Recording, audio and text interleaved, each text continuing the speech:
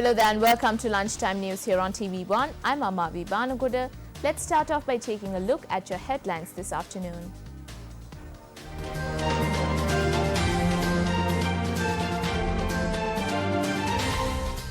Heavy rains to continue over several parts of the island. Landslide warnings issued for 5 districts continue. The Sri Lanka Army and the Navy on alert to rescue those affected by adverse weather. Power supply to 8,000 houses in Galle and Matara disconnected. Parliamentary group of the UNP to hold a decisive meeting.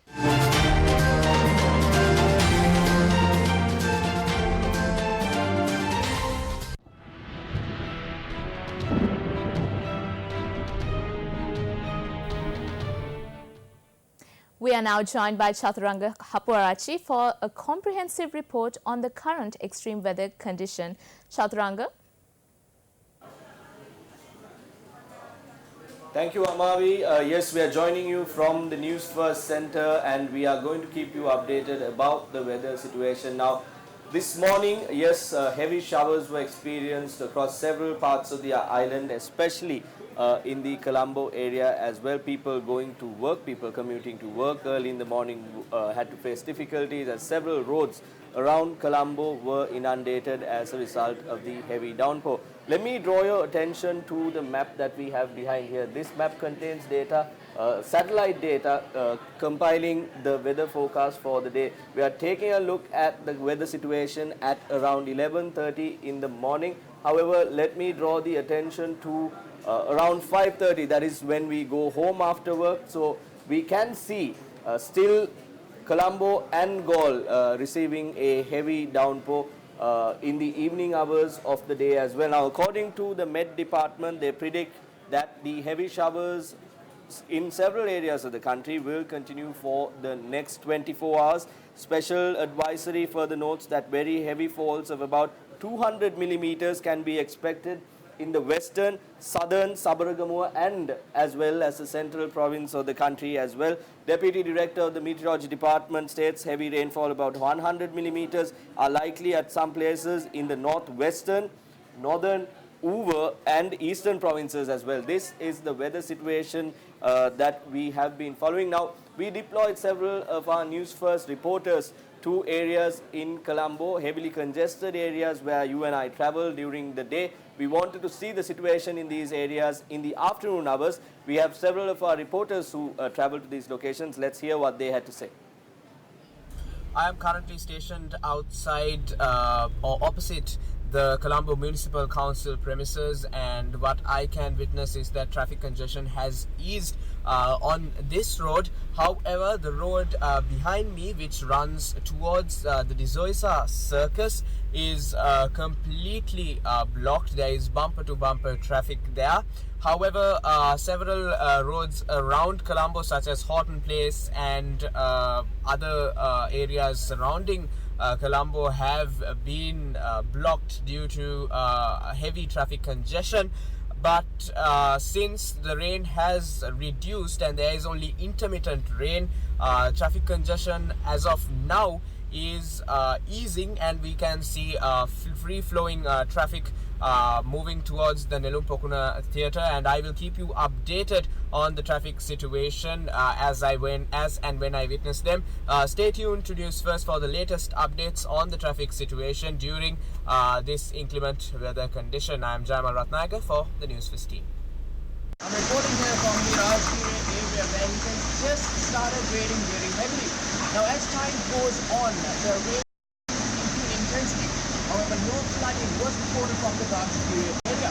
Now, the Met Department has forecasted more rain throughout the country and landslide warnings have been issued. And as a result of that, civilians in Sri Lanka have been asked to be cautious of landslides in certain areas of the country. Bringing you the latest from the Newsfirst team, my name is David Paldan.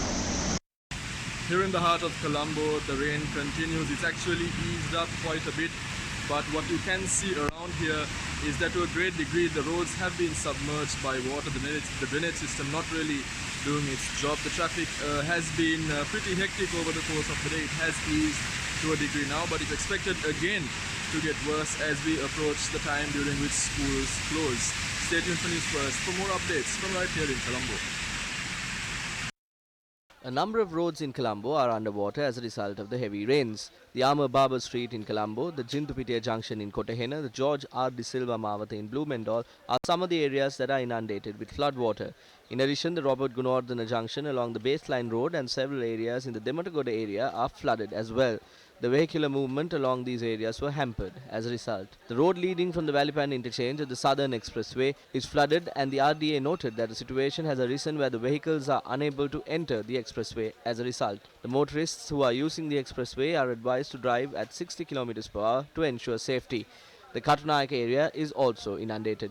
As per the data collected by the Met Department, the Vandura and Hiara areas have received a rainfall of 175 mm and 172 mm respectively. As a result, the water gauge of the Ging River in Baddegama was marked at 4.5 meters at 6:30 this morning. The Ging River is overflowing from the Baddegama area. The Baddegama Gaul Road, the Baddegama Nagoda Road and the Baddegama Agalia Road were inundated. The Disaster Management Centre noted that 1,386 families and around 5,000 people are affected by the adverse weather conditions in the Gaul district alone. Meanwhile, the Irrigation Department notes that the water level of the Nilwala, Kalu and Ging rivers are on the rise. The director of the department, Mala Alatuwala, noted that people living on either side of these rivers should be vigilant. Several areas in the Kalutara district are also inundated. There was the situation in Colombo, Gaul and Matara districts as a result of the heavy downpour experienced in those areas as well. Taking a look at the situation specifically around Colombo during the evening hours of today, we can see through the data that we have here that the country is going to, and especially Colombo, I beg your pardon, is going to experience rainfall throughout the evening until around 5:30, and then we are going to see a bit of reduction in the rain around 7 to 7:30, and again going to experience rain during the night as well. Going into tomorrow, there is a glimpse of rain as well as predicted by the Met Department. That is the situation for the next 24 hours. Now, we heard that the Sri Lanka Army and the Sri Lanka Navy are also on standby to assist in any rescue that is needed for the people who are in these affected areas, especially in the Colombo, Gaul, Kalutara and Matara districts. Now, taking your attention to one of the unfortunate incidents that was reported to News First earlier today was the fact that an 8-year-old child had sustained injuries after a mountain collapsed onto her house in the Imadua area in Udawana. Due to the heavy downpour, an earth embankment had fallen onto the house yesterday afternoon. The injured 8-year-old is currently receiving treatment at the Gaul Karapitia Teaching Hospital. Our correspondent said that at the time of the incident, there were 3 others in the house and that they had escaped without injury. Meanwhile, another house in the Imadu area in Gaul has been seriously damaged due to an earth embankment. That's all we have for you from the weather desk, but we have to remind you, for you to be updated, for you to be informed about the latest development in terms of the extreme weather situation in and around the country. We will keep you updated on our main news channels, on our primetime news bulletins, as well as on our website www.newsfirst.lk and on our SMS alerts as well. If you log on to our website www.newsfirst.lk, you will be able to see how you can register yourselves for our SMS alerts as well. Amavi, it's back to you at the main desk. Thank you, Chaturanga, for that very comprehensive report.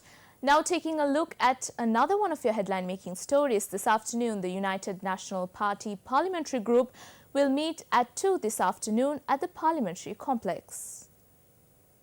A senior UNP MP said the meeting will take place at Committee Room number 2 and it will be chaired by UNP Deputy Leader and Minister Sajid Premadasa. The meeting is likely to be based on the presidential election candidate who would be put forward by the United National Front. All MPs and party leaders from the United National Front have been requested to be present for the special meeting. On a separate note, Deputy Leader of the United National Party, Minister Sajid Premadasa, requests all those who distance themselves from the UNP to join with him to build the country. Minister Sajid Premadasa made these remarks issuing a media release earlier today. In a Statement, Minister Sajid Premadasa says difference in ideology should be solved through dialogue and it cannot be used as reason for separation. The statement requests all provincial councillors, local government members, party representatives and activists who distance themselves from the UNP to join hands with him to ensure a victory for the party and the people. Sajid Premadasa in addition requests former UNP General Secretary Tisatha Nayaka to join with him to secure the pride of the United National Party. The Election Commission states that postal voting will be held on the 30th and 31st of October. Director General of the Association Samansri Ratnayaka said applications for postal voting will be accepted until the 30th of this month. Meanwhile, postal voting for the LPTA Pradeshya Sabha elections will take place on the 27th. With that, let's now take a look at Crime Watch.